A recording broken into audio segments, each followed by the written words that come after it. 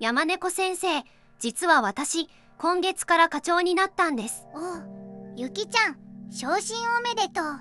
立派な管理職だね。ありがとうございます。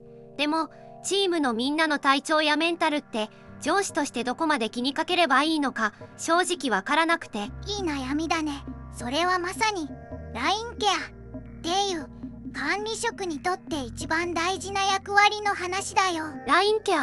そう、職場のメンタルヘルスケアには4つの種類があってね。本人が自分でやるセルフケア、上司が部下に対して行うラインによるケア、産業医など社内の専門スタッフによるケア、そして社外資源によるケア、この4つだよ。その中で私がやるのがラインケアなんですね。そういうこと、難しく考えなくて大丈夫。今日はホワイトボードで管理職がやることを順番に整理していこう。まずラインケアのステップはシンプルに3つ。1つ、見る。部下の様子をよく見ていつもと違うに気づく。2つ、聞く。声をかけて話を聞く。3つ、つなぐ。必要な時に専門家や窓口につなぐ。この見る、聞く、つなぐが管理職の基本だよ。見る、聞く、つなぐ、覚えやすいですね。大事なのは管理職は治す人じゃないってこと。診断したりカウンセラーになる必要はないんだ。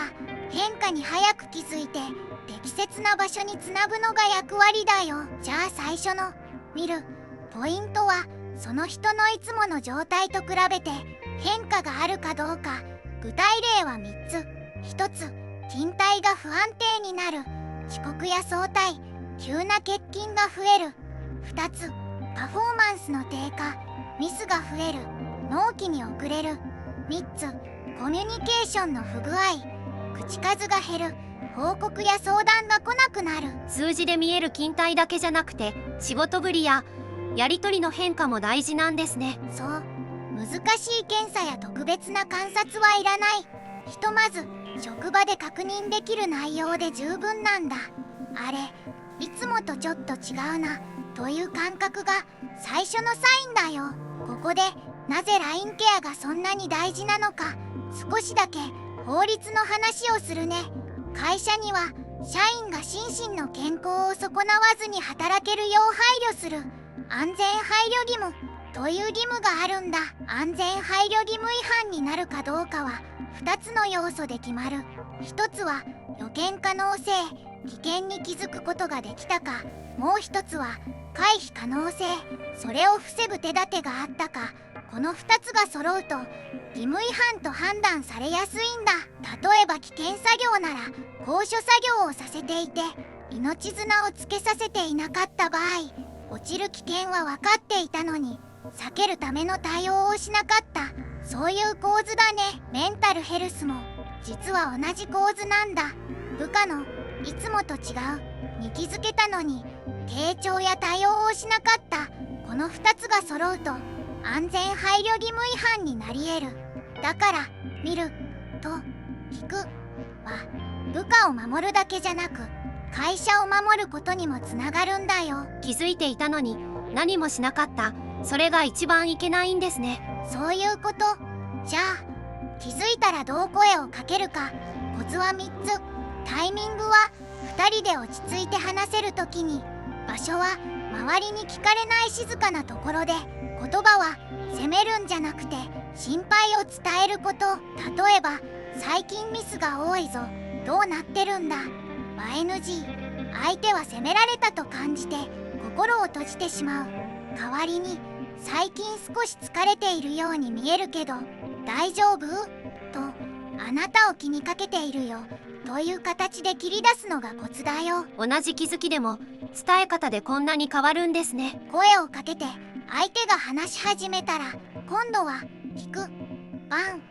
基本は3つのしない、否定しない、解決を急がない、評価しない。うなずきながら相手の言葉をそのまま受け止める。それだけで相手は随分楽になるんだ。聞くってただ黙って聞くんじゃなくて受け止めることなんですね。そして最後、一番大事なつなぐ。管理職一人で抱え込まないこと。つなぎ先は主に3つ。産業医などの産業保健スタッフ、人事、労務の担当部署、そして社内外の相談窓口。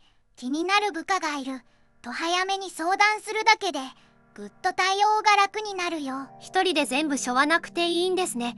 少しほっとしました。注意点も3つ確認しておこう。1つ、抱え込み、自分だけで何とかしようとしない。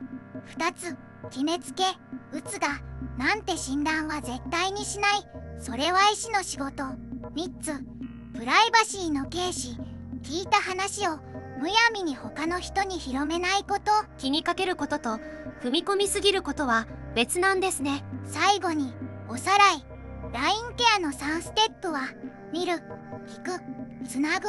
いつもと違うをよく見て、責めずに声をかけて聞いて、一人で抱えずに専門家につなぐ。そして忘れないでね。気づいたのに対応しないが一番危ない。管理職は治す人じゃなくてつなぐ人だよ。山猫先生、ありがとうございます。見る、聞く、つなぐ、私にもできそうな気がしてきました。ゆきちゃんなら大丈夫。完璧な上司を目指さなくていい。気にかけてくれているって伝わるだけで部下はずっと救われるからね。はい、まずはいつもよりちょっとだけみんなの様子に目を向けてみます。ありがとうございました。ご視聴ありがとうございました。